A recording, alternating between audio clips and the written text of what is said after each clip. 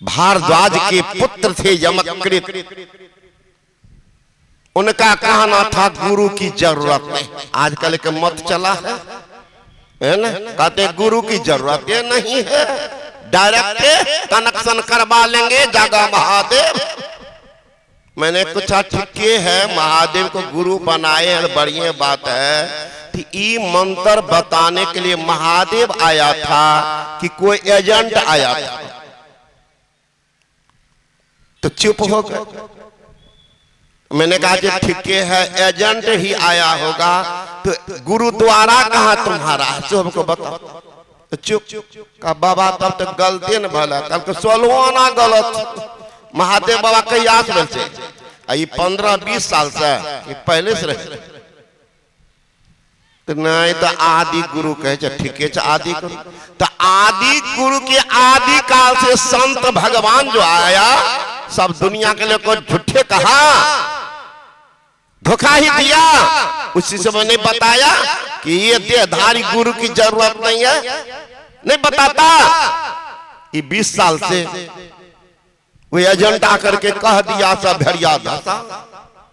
और दूसरे कहते नाम लो, सब रोग शोक छूटेगा, मामला मुकदमा हट जाएगा, घर में संपत्ति भर जाएगी, और भोला भाला भाई माय देखिएगा।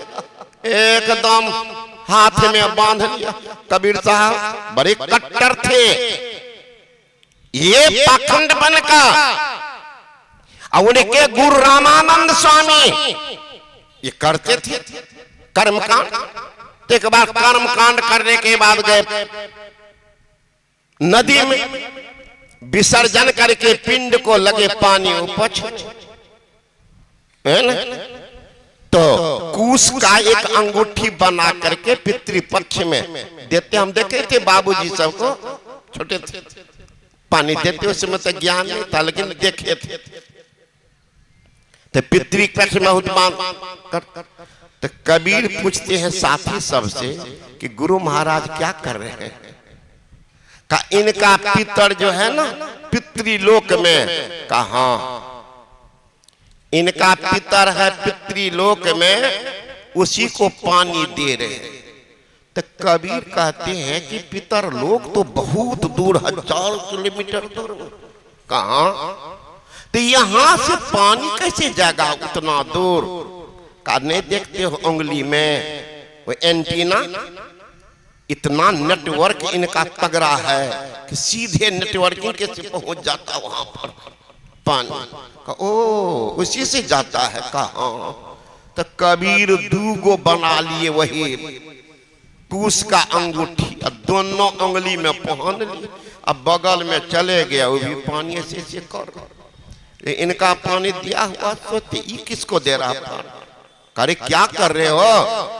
रामानंद स्वामी ने कहा गुरु महाराज आश्रम के बगल में ने खेत है, कहा उसी में गेहूं बोए थे, इतना बड़ा बड़ा पौधा हो गया, उसी को पटा रहे।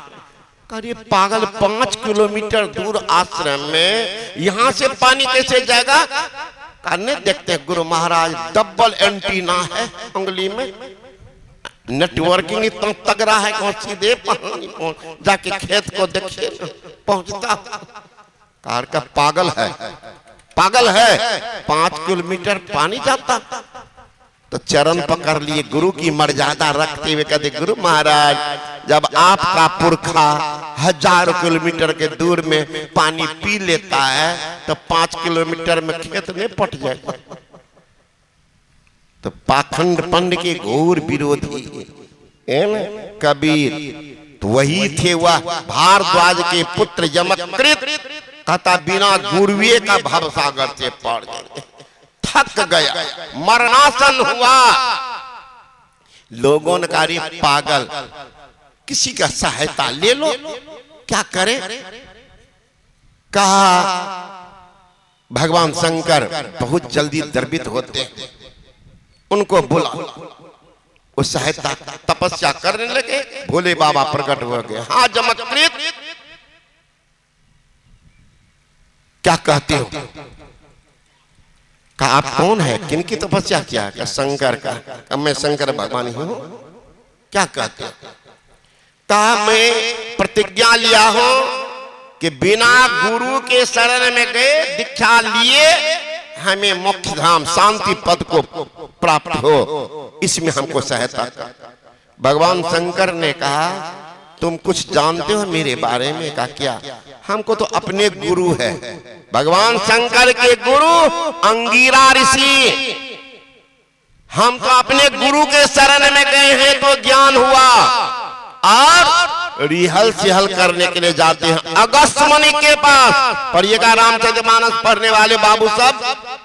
एक बार त्रेता जुग माही शंभु गए कुंभज ऋषि पाई, संग सती जग जननी भवानी, पूजे ऋषि अखिलेश्वर जानी, राम कथा मुनि बर बखानी, सुने महेश परम सुख जानी। भगवान शंकर जा रहे हैं अगस्त मुनि के पास सत्संग सुनने के लिए। एक बार त्रेता युग माही शंभु गए कुंभज ऋषि पाई। कहा देखो हम तो अपने जाते हैं यमकृत, बिना गुरु का तो कल्याण होगा, गुरु तो करना ही पड़ेगा। कहा जाइए तो महाराज तो हमको आपकी जरूरत नहीं। भगवान शंकर अंतर्ध्यान। अब क्या कर? भगवान विष्णु की तपस्या करने। भगवान विष्णु प्रकट हो। कहा यमकृत क्या क्यों बुलाए? भगवान मेरी इच्छा है बिना गुरु का मोक्ष धाम जाए, कदापि नहीं होगा। बिनो गुरु भव निधि तरह न कोई, जो बिरंची शंकर सम हो। मेरे सामान भी बन जाओगे फिर भी गुरु के शरण में जाना ही पड़ेगा। कहा जाइए तो आपकी हमको जरूरत है। अब अंदाज कीजिए कैसा जिद्दी हठी थी। लगे भगवान ब्रह्मा की तपस्या करने। प्रकट हो गए ब्रह्मा जी। कहा यमकृत क्या कहते हैं?